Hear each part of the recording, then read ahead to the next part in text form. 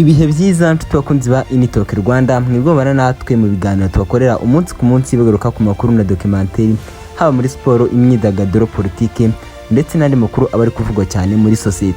Mu karere ka Musanze mu ntara y'Amajyaruguru haravugwa inkuru y'umugore uvugwaho kuruma umugabo we igitsina barishingiranye. Umugabo wo mu murenge wa Muhoza mu karere ka Musanze mu ntara y'Amajyaruguru ashinja umugore we kumuruma igitsina.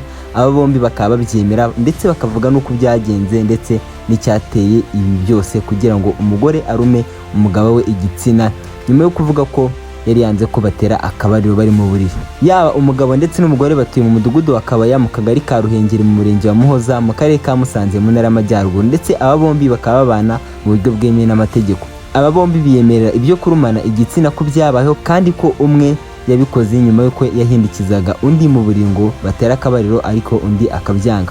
Umugabo avuga ko umugore we yabanje kumuruma ku itama agakomeza no ku rugingo rw'ibanga aho rwari rwafashe umurego nk'uko ikinyamakuru dukesha iyi nkuru kibitangaza. Uyu mugabo avuga ko akimara kurumwa ku gitsina yahise yihutira kujya kwa muganga bakamupfuka bakamuha n'imiti igabanya uburibwe kuko ngo yababaraga cyane. Umugore avuga ko kuruma umugabo we igitsina bitewe n'uko bashakanye asanzwe arangwa n'imyitwarire itamunyura iyo bageze ku ngingo yo gukora igikorwa cy'umubiri kuko ngo abashaka kumukoresha bunyamaswa kandi ngo aba yanasinze.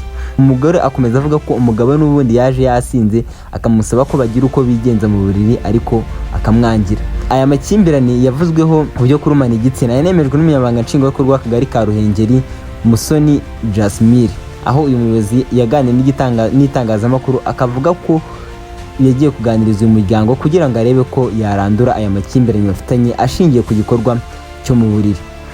Uyu muyobozi akomeza avuga ko umugabo yatangaje ko umugore we amwima kuri rangingo y'abashakanye mu gihe umugore we abavuga ko umugabo we amufata ku ngufu kuko ngo abashaka kumushikanuza kandi hari n'igihe nta ntege aba yifitiye. Ngayo nguko kamubwire ngo ni inkuru nari nkuzaniye. Kora subscribe nimba rugamba ugeze kuri Talk Rwanda ubundi ujye natwe mu biganiro n'amakuru tubakorera umunsi ku munsi.